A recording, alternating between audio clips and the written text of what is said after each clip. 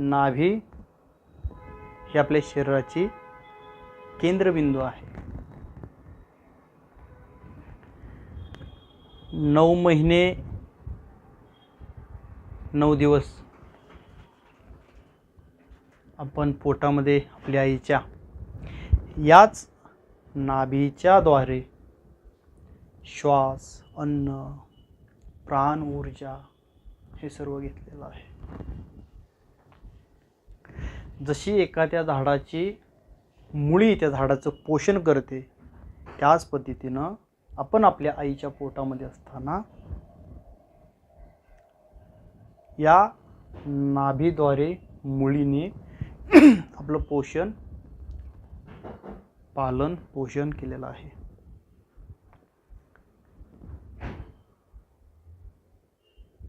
ही नाभी शरीरातील प्रत्येक नसनाडीसोबत जोडलेली आहे. शरीरामध्ये ज्या 72,000 नसनाड्या आहेत, या प्रत्येक 72,000 नसनाडी या नाभीसोबत कनेक्ट आहेत, जोडलेल्या आहेत. ज्यावेळेस आपल्या शरीराची नाभी जागेवर असते, त्यावेळेस तुम्ही आणि तुमचं आरोग्य जागेवर असतं.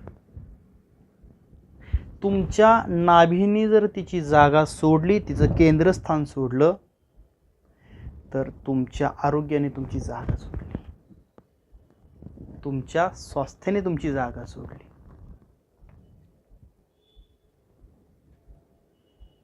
ही जी नाभी आहे, या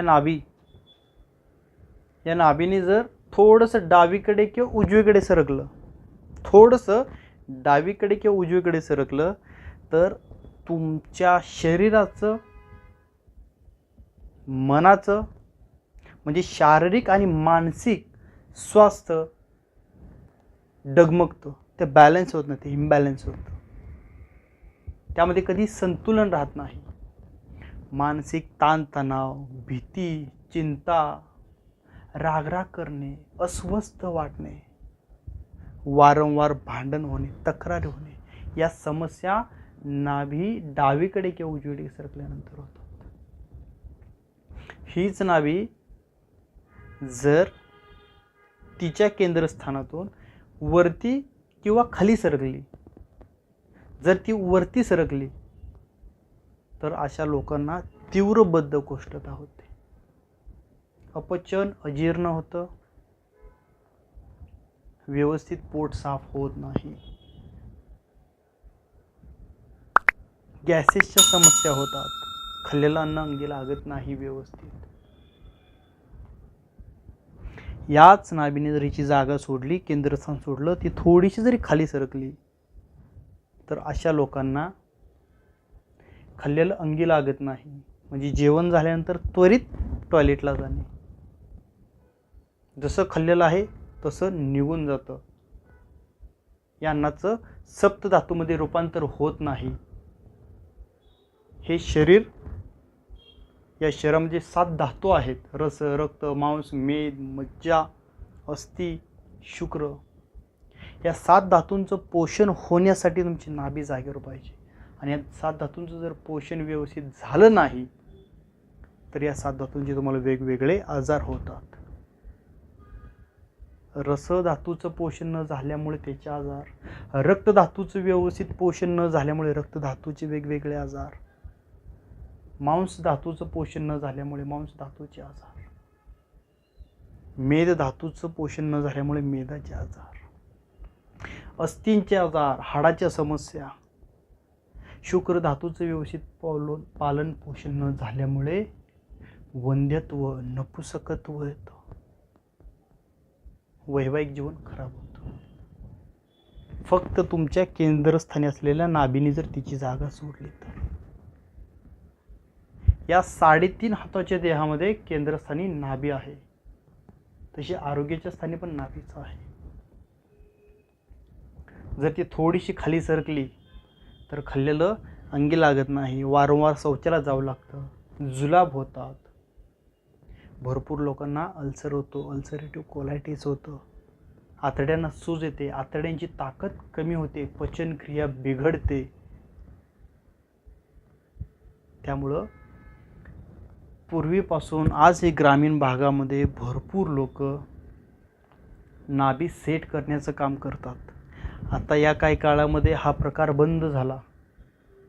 वाट सरली म्हणायचं आणि एखाद्या वयस्कर जाणकार वृद्ध व्यक्तीकडे जायचं, तो नाभी व्यवस्थित सेट करून द्यायचा आणि काही मिनिटामध्ये पेशंट पुन्हा व्यवस्थित होता. नाळ फुगले म्हणल्यानंतर जाणकार लोक सांगायचे पायाचे अंगठे बांधा, नाळ फुगलेले ठीक होते. आणि वर्षानुवर्ष असलेले आजार काही दिवसामध्ये ठीक व्हायचे. जसं एखाद्या वृक्षाला जमिनीतून आवश्यक असणारे घटक, त्याचं पालन पोषण त्याच्या मुळीद्वारे होतं, तसं आपल्या शरीराचं पालन पोषण बॅलन्स जो आहे हा नाभीतून होतो. जर तुम्हाला केसांच्या समस्या असतील, हाडांच्या समस्या असतील, त्वचेच्या समस्या आहेत, डोळ्याच्या समस्या आहेत, पोटाच्या समस्या आहेत, पचनक्रियेच्या समस्या आहेत, शरीरातील कोणत्याही समस्या काढल्या तर त्या सगळ्यांचं मूळ कुठंतरी तुम्हाला नाभीपर्यंत नेऊन ठेवतं, नाभीपर्यंत नेऊन पोचवतं. जुनाट त्वचा विकार आहे. जुनाट त्वचा विकार तुम्ही तुमच्या नाभीमध्ये रात्री झोपताना 4 ते 5 थेंब कडुलिंबाची तेलाची टाकू शकता. टाकल्यानंतर हलक्या हाताने मसाज करायची. जुन्यातले जुना त्वचा विकार ठीक होतात. उष्णतेचे विकार ठीक होतात. केसांच्या समस्या आहेत. 4 ते 5 खोबरेल तेलाची टाका हलक्या हाताने मसाज करा, केसांच्या समस्या दूर होतील. हाडांच्या समस्या आहेत. तीळ तेलाचे 4 ते 5 थेंब टाका किंवा मोहरी तेलाचे 4 ते 5 थेंब टाका, हलक्या हाताने मसाज करा, हाडांच्या समस्या दूर होतील. शुक्र धातूच्या समस्या आहेत. शुक्राच्या समस्या आहेत. भरपूर पुरुषांना नपुसकत्व आलेला आहे, महिलांना वांजपणा आलेला आहे. अशा महिलांनी पुरुषांनी खोबरेल तेलाचे 4 ते 5 थेंब नाभीमध्ये टाका, हलक्या हाताने मसाज करा, फायदा होईल त्याचा. ओठ कोरडे पडलेले आहेत, त्वचा कोरडे पडलेले आहे, ड्राय स्किन आहे, डोळ्याच्या समस्या आहेत.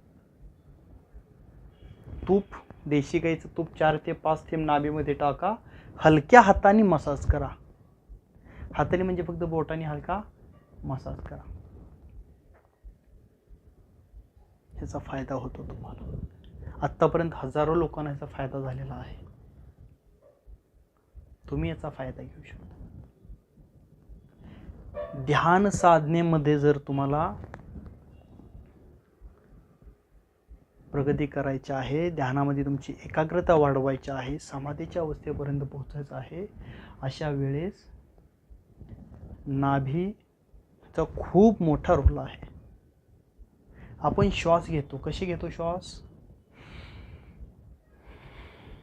फुफ्फुसाने. हा श्वास जर तुम्ही नाभीने घ्यायला सुरुवात केली, घेतलेला श्वास पूर्ण नाभीपर्यंत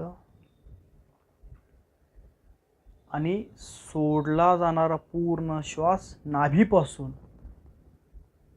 पुन्हा एकदा समजा, घेतलेला श्वास नाभीपर्यंत आणि सोडलेला श्वास नाभीपासून. ज्यावेळेस तुम्ही सकाळी उठल्यानंतर किंवा रात्री झोपताना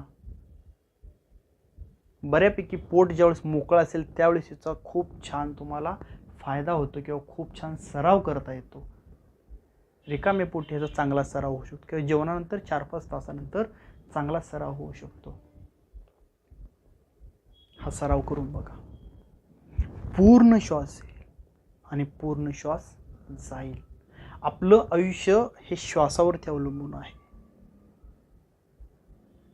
आपलं आयुष्य हे श्वासावरती अवलंबून आहे. जर श्वास व्यवस्थित आला, आरोग्य व्यवस्थित निरोगी आरोग्य, निरोगी शरीर. श्वास जर व्यवस्थित येत नसेल, श्वास व्यवस्थित घेतला जात नसेल, तर व्यवस्थित निरोगी श्वास लाभणार नाही. फुफ्फुसाने श्वास घेतो, फुफ्फुसाने घेण्याऐवजी नाभीने घ्यायला शिका. नाभीपासून नाभीपर्यंत, म्हणजे तिथे पोटाची हालचाल होईल तुमची. नाभीमध्ये आजपासूनच तुम्ही रात्री झोपताना तीळ तेल असेल, मोहरी तेल असेल, खोबरेल तेल असेल, कडुलिंबाचं तेल असेल, तूप असेल, हे वापरायला सुरुवात करा.